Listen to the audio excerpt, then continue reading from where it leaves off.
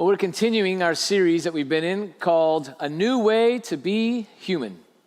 This is a series that we're talking about how Jesus, when he shows up, he personifies and embodies and is and then pushes us towards this new way to be human, man. It's not just a Christmas series, it's an Advent series. And there's a little bit of a difference because in Advent, we're remembering that Jesus arrived, right? Advent means arrival. And so the first thing we do is we remember that Jesus arrived on the scene 2,000 years ago. We also anticipate and look forward to when Jesus will arrive again, whether it be 2 seconds from now or 2,000 years from now. And then we make room right now, today, in every moment, as much as we can, for the arrival of Jesus in our hearts in every possible minute of our lives. This is kind of how Advent is supposed to work. This is what we're supposed to do. And that's important because in the midst of the hustle and the bustle of the Christmas season, when you're running to Target, running to Starbucks, and when you're getting online onto Amazon and you're going to that party over there and doing that thing, it can be kind of hard to remember that Jesus has done a lot of stuff. So to help me illustrate this, I need your help today. Right? Let me preface it with, you don't have to do this, but I would love it if you did, and other people might look at you weird if you don't, so whatever, all right? Do me a favor. I'm going to list off a few different things, and if it applies to you, would you just do something simple and stand up? Nobody's going to look at you. If it applies to you, all right, so stand up and stay standing if you have at least one party to host or attend in the next 18 days leading up to Christmas. See, you're not alone. Somebody thought they were going to be standing up. People are going to laugh at them. I know it, but it's not here. All right? Stand up if you're not yet, if you have at least one family gathering or to host or to attend. Yeah. All right, one more. Stand up if you have a school concert or a production to attend. Man. Now, here's the fun one. Sit down if you have more than one of these to attend. If you have one or more of these, attend. All right? Everybody, so you can sit down too. But here's the thing. Everybody was standing up pretty much right there, right? If you weren't, like maybe you can come to my house. It's fine. We can do that. You can come to my party. You can come hang out at the staff party, hang out at my house, whatever. We are very busy in this season, aren't we? It's a very busy time. Obviously, we all know that. And Christmas has never been all about like parties and events. Although those things are good, they're certainly not about presents and the things that I get or don't get. We know that. We've been told that. We still kind of dive headlong into it because it can be pretty fun. But we know it's not about those things. Still, we get very busy in this season.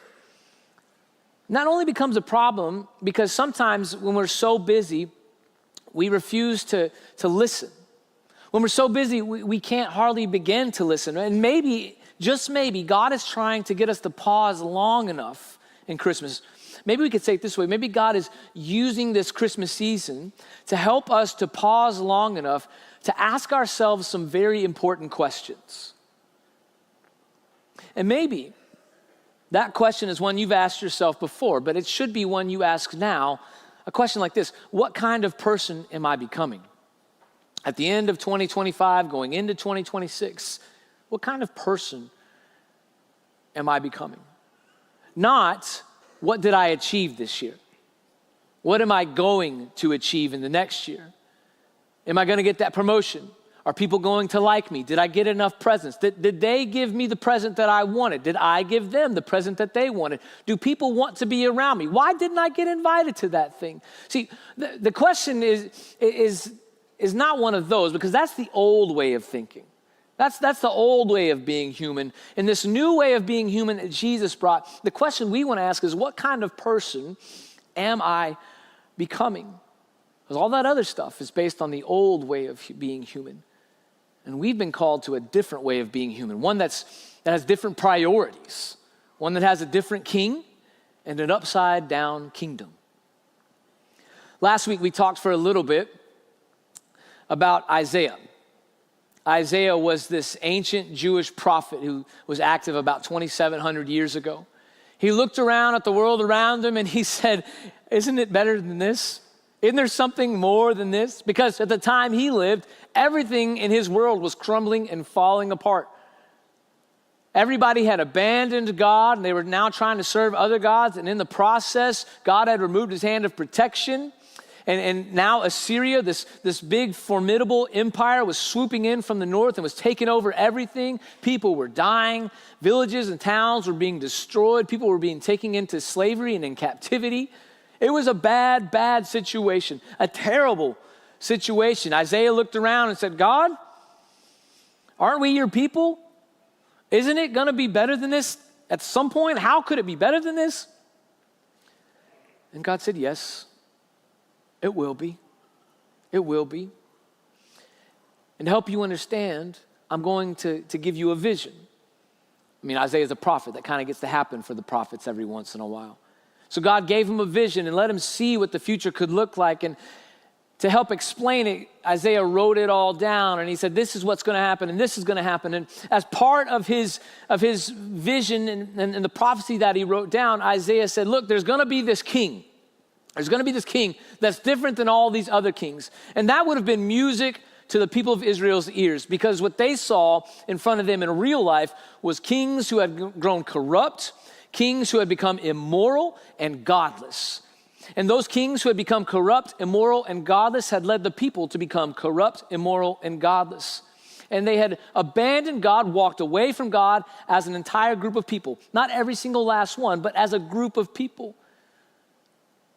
And they saw what things had become, and they too were wondering, could it ever be better than this? So when Isaiah shows up and he says, it's going to get better, God's promised that he's going to bring us back, things are going to be good, and he's going to give us a new king, a different king, one with a different set of priorities and an upside-down kingdom. People were excited about that. Here's how he described what happened with this king. He said, a shoot will come up from the stump of Jesse. From his roots, a branch will bear fruit. Now, if you have no context for that, that can be a really weird sentence, can't it? Like that could be really, let's call a spade a spade. That could be super strange if you don't really know what's going on. So let's talk about it. So Jesse was King David's father, right? So if you're coming from this family tree of Jesse, there you go. You're part of that. Well, who is included in that metaphor, do you think? All the descendants of David, which is important because David had been promised by God that his family would reign on the throne of Israel forever, on the throne of God's chosen people forever. And now, with Assyria coming swooping in and running everybody off and killing people, deposing kings, it looked like that tree had been chopped down. That family tree is done for. That promise God gave to David looked like he's not going to be able to keep it. Except a shoot springs up from the stump. And then from those roots, a branch that bears fruit, a beautiful fruit. Something new, something different is happening. When I was a kid, my grandfather, he retired a little bit earlier, and so he had a lot of time on his hands. And I don't know if you know this about retired people. There's generally like two types of them. There's the type that are always doing something, and the type that are rarely doing something. Right? And just PSA, the type who are always doing something seem to do better in that last part of life. They seem to have much more fun and enjoy their life. And if you're retiring soon, just figure out something to do. That's what my grandfather did. He stayed very active. He had some health problems, but because he stayed active, he lingered on for another 40 years. And it was awesome to watch him work. He always found little things to do. Sometimes they got a little bit of a cramp in my style, but we did what we did. And one of those things was he would cut down little branches of trees. And my grandfather, like I said, wasn't in the greatest of health, but he thought he was. He thought he was still 25, as most people who are 75 do.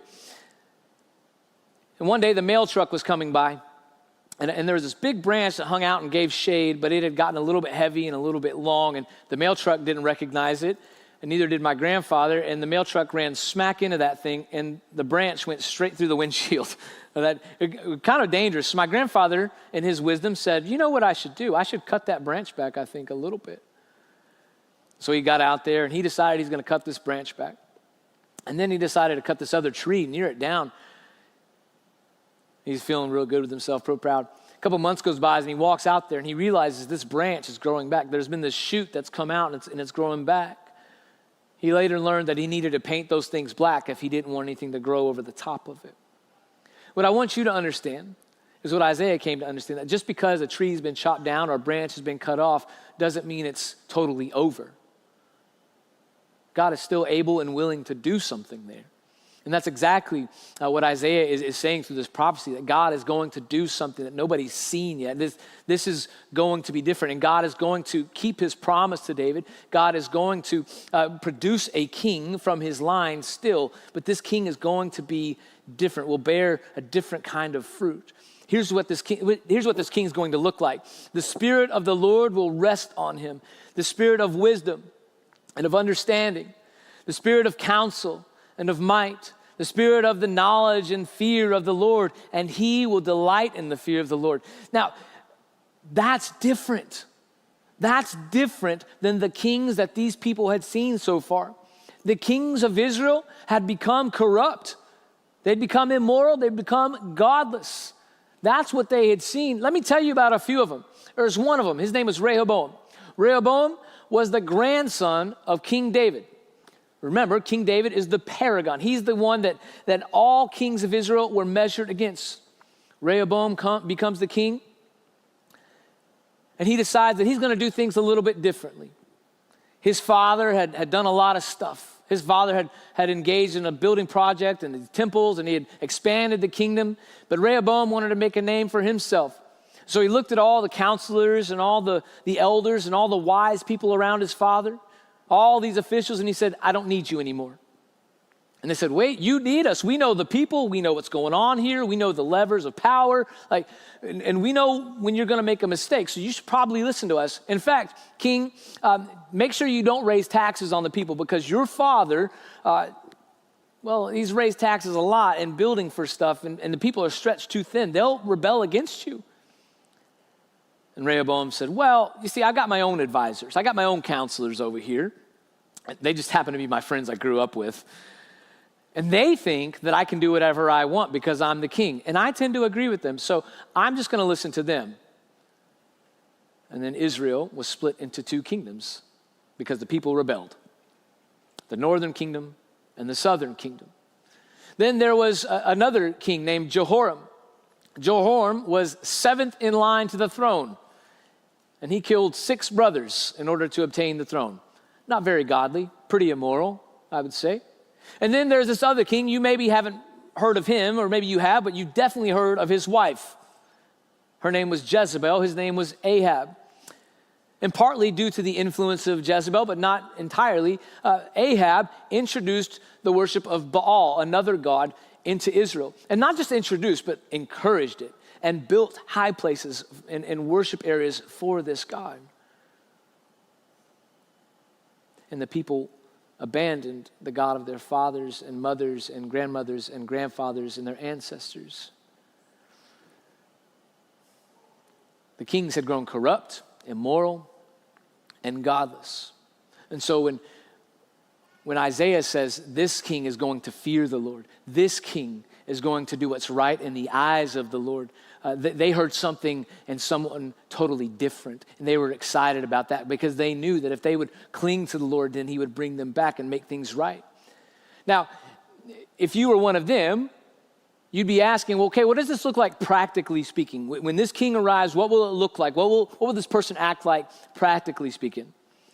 So Isaiah goes on. He says, he will not judge by what he sees with his eyes or decide by what he hears with his ears. Meaning he's not just going to take everything at face value. He's going to look deeper in there.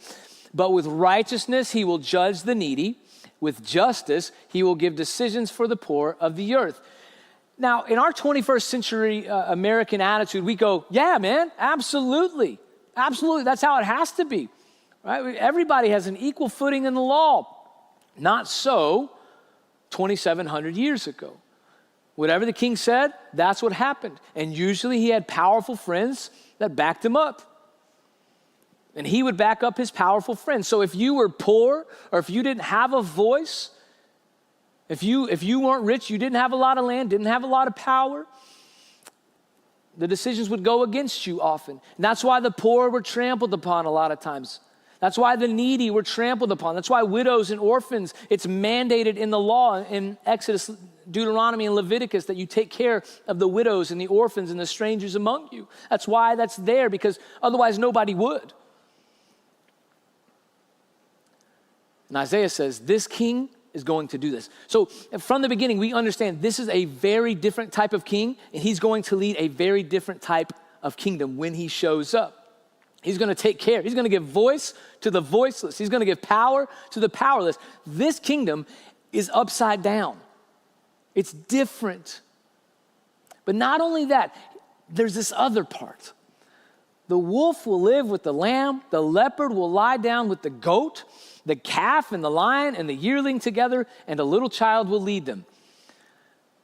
It's hard to read that in any other way other than to say this king is going to bring a type of peace nobody has ever seen before. This king is going to bring a harmony that brings peace that really nobody's ever seen before. Think about it. When was the last time you saw a wolf lying next to a little lamb without trying to eat him? Can you imagine a lion laying down next to a deer or a calf of some kind and not trying to attack that thing? No. And this is true not just for animals, it's true for us too. Like, we're always at each other's throats. Can you imagine people that don't normally get along suddenly getting along? This king is going to bring a type of peace that nobody's ever seen before. A type of harmony that nobody's ever encountered or experienced before. This king is going to do that. Now, this is exciting stuff. You can imagine being there listening to Isaiah or reading this prophecy in those days, 2,700 years ago, seeing everything that's going on around you and saying, yes, I can't wait for that to happen. I can't wait for that moment. I can't wait for that thing to happen. And then time went on. And then time went on some more. And then time went on some more. And they kept looking forward to this king showing up, and he never did. And then one day, totally out of nowhere, totally quietly, Jesus is born. Not in a palace as you would expect of a king, not in a large house on a big plantation like you might expect of somebody rich in those days, but in what was probably just a cave. A lean-to, a makeshift barn. And this Jesus, he spent the first few years of his life in Egypt and then grew up the rest of his time in Nazareth, which was just a backwater little town, nothing going on there. Maybe 200 people lived there. They all kind of know each other, but nothing good ever comes from there. No one important ever comes from there. Like, you can't imagine that this guy is going to be a king. In fact, you can't imagine this guy in particular is going to be a king because his mom and his dad kind of had this weird thing go on when he was born. She said that God got her, made her pregnant, and Joseph's like, well, it wasn't me. And then next thing you know, they're off to Bethlehem together, and then they don't come back for a few years. So he had this whole scandalous beginning, this Jesus, and he lives in a nowhere town where nobody ever comes from. And next thing you know, he's going around kind of saying, yeah, my mom got it right. That's exactly what happened. I'm that guy. And nobody wants to argue with him that much because he can walk on water. He can heal limbs that haven't ever worked. He can heal blind eyes, let deaf people hear, mute people speak. And he's saying things like, yeah, I'm the Son of Man. I am God. But he's also calling out the religious establishment, the religious leaders of the day, the ones with power, the ones with voices. He's calling them out and saying, you're doing this whole thing wrong. You think you're following the law, but really what you're doing is you're twisting words in order to technically follow the law, but you're ignoring the heart of the law. You're doing things like dedicating a house to God just so you can push out a widow. That's not the heart of the law. Who are you? You don't know God at all. As you might imagine, that made the religious establishment very angry and unhappy with Jesus. And so they orchestrate his illegal arrest and execution on a cross. It went hand in hand with what the Roman government there at the time would want to do. They wanted to keep things in place, and so they said anybody who comes against that, we're gonna nip that in the bud. It's a win-win for us. We keep this guy out, who everybody's saying is the Messiah. We keep him at bay, and we keep our local friends happy. It's a win-win for us. The problem was this kingdom that Jesus brought, it didn't die when he died. Because as a king, as this Messiah, his people decided that they were going to keep this thing on. They said that he was the king who brought all of this stuff into the world, but that they were supposed to go share it with the rest of the world, that they weren't supposed to be quiet about it, that they were supposed to keep going. And so they did. And they said that he was resurrected, and so living forever, and then that he was somehow also in their hearts and going with them everywhere they went, and that everything he was in this new way to be human was now like in them, and they were living in this new way to be human and inviting other people to live in this new way to be human. And so this thing spread, and as it spread, they began writing letters to each other to encourage each other, hold each other accountable, help each other understand theology and who God is and what it means to follow Jesus and how to do that. In one of those letters, the Apostle Paul quotes Jesus, and he says this: "Bless those who persecute you. Bless and do not curse." Now, this isn't an exact quote, but it's pretty close to something Jesus said in Matthew and in Luke. Bless those who persecute you. Bless and do not curse. That's an interesting way of saying it. Because often when we talk about those who would persecute us, those we might call our enemies or who might call us an enemy, we just say, just leave them alone. Pray for them. That's almost passive. To bless somebody is active. This is saying, even though this person has been out to get me, even though this person has wronged me and is still trying to wrong me, even though this person is persecuting me, I'm going to pray for God to do good things to them. I'm going, not so I get my way and look good. I'm going to pray for God to do good things to them. And if it's in my power, I'm going to do good things for them. That's different, man. Like that's not how I am naturally wired. I don't know about you. You're probably a much better person than me. But naturally speaking, like I want to go scorched earth on that person. I want to make sure that bad stuff happens. I want to make sure things fall apart. And just a natural state, I want to go and make sure they know that I'm the one who did it. But that's the old way of being human. And Jesus has invited me into a new way of being human. And in this new way of being human, I'm praying actively for that person. I'm working for their good, whether they like it or not. I am working for the good. I'm trying to bless them and do good to them, which is the opposite of cursing them and going scorched earth and trying to harm them. Paul goes on, he says, look, live in harmony with one another. Do not be proud, but be willing to associate with people of low position. Do not be conceited. Harmony, unity. These are the things that are bringing us peace. Like, remember the wolf and the lamb and the lion and the cattle? It only happens when we understand that there is no real hierarchy when it comes into this new way of being human. There's no real hierarchy in front of God. Like, these are the people who are close to God. These are the people who are far away. These are the people who get to be by God or that God will like, and these are the ones that God will never like. It's when we understand that in front of God, we're all valuable, that we have a lot more in common than we would ever not have in common, that's when things start getting good.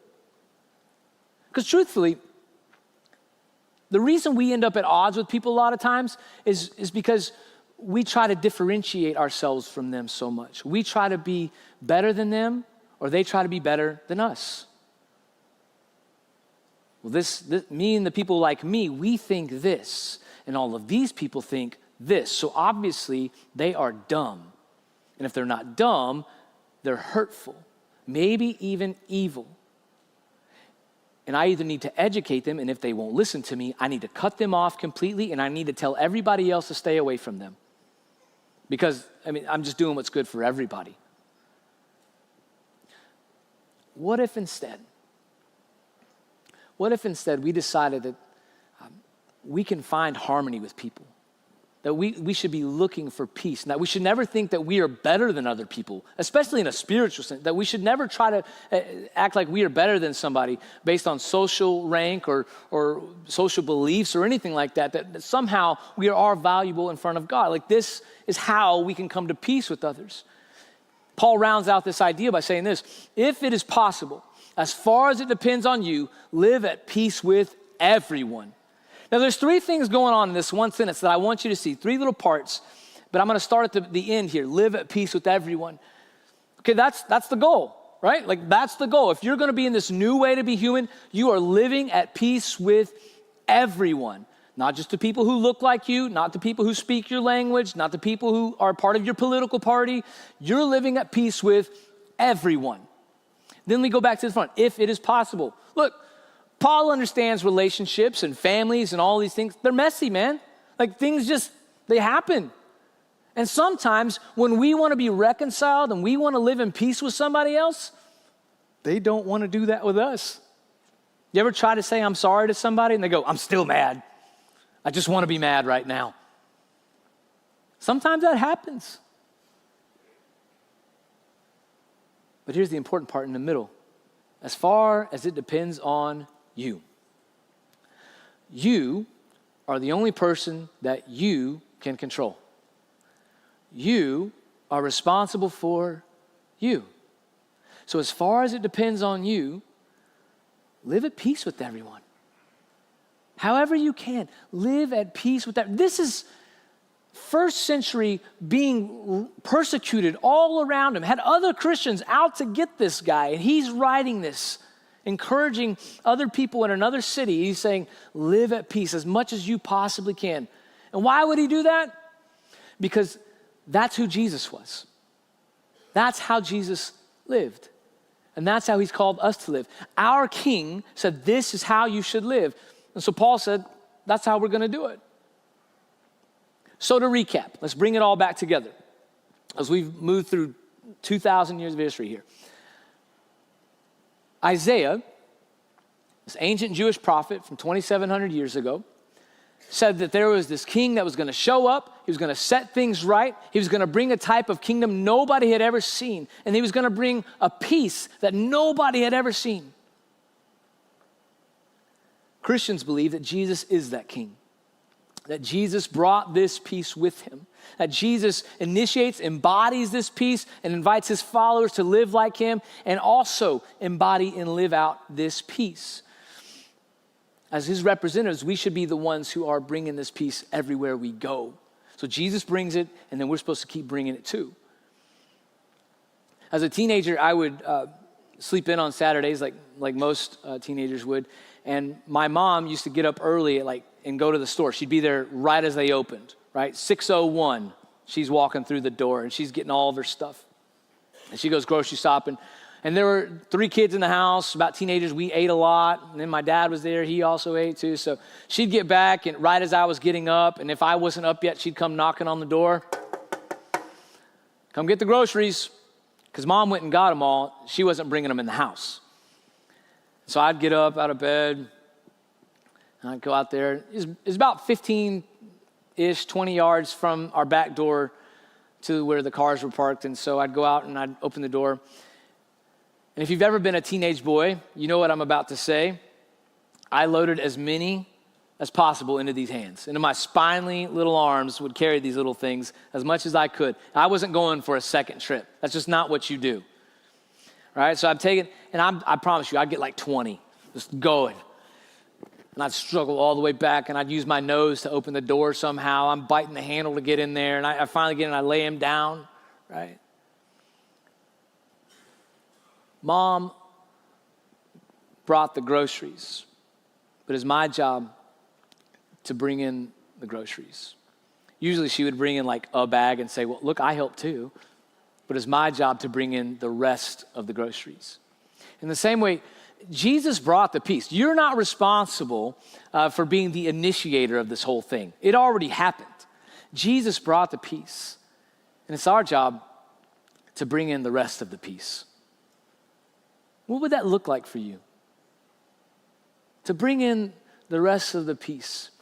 in this busy season of life that you find yourself in, whether it's just this Christmas season or extended beyond that, how can you be the person who brings peace? Usually it comes down to two things. I'm overscheduling myself and I'm over-involving myself in other people's business. That's usually what it comes down to. We want peace so badly in our lives. All of us, we are naturally attracted to peace and tranquility in our lives, but we also jump right into the drama at an early age. I watch little kids do this all the time. From the moment they can talk, they come home telling their mama how so-and-so at the daycare bothered them that day. And then it graduates into elementary school and junior high, and they're getting all up in each other's business. And it's not just girls, it's boys too. They're all getting in each other's business, and things are happening there. And now I'm mad at this person, and she's mad at her, and he's mad at him, and this is going on. And it goes into college and beyond. Really what needs to happen is a lot of us just need to learn to be quiet. Say less. Yeah. We have to learn to be quiet, right? When somebody says, hey, can you come do this thing? I don't think I'm gonna be able to make it. Would you spend your time doing this, and this? No. Have you heard about so-and-so and what she did and what he did? Nope, and I don't want to. No thanks. Not gonna participate. Jesus brought the peace. He's a new king. He's a different king. He's a new way to be human. And if we are also going to be in this new way to be human, we have to bring in the rest of the peace. So this week, I want to invite you to do exactly that. Be somebody who's marked by your kindness, who's marked by your humility, and marked by the peace you bring. Would you let me pray for you for a second? God, thank you that you have not just told us to figure it out, but that you've given us wise words in your word. We thank you that you've given us good examples, people that we can trust, and most of all, that you've given us Jesus as a source of peace, but as an example of peace. I pray for all those listening to the sound of my voice now that you would strengthen them and encourage them to embody that peace. Give them the courage to step away from drama. Give them the courage to say no to things that might fill up their schedule and bring them a lack of peace. Lord, help us in everything that we do to make you look good and to make your kingdom look good by the peace we bring. And when we feel overwhelmed, God, remind us that you are the Prince of Peace, Jesus. When we feel overwhelmed by what's going on in our life, Lord, remind us that you're there with us in the midst of it and that you are enough. All that other stuff, that's the old way, but you are enough because you are a good king. And we'll be very careful to give you the praise, the glory, and honor. In Jesus' name, amen.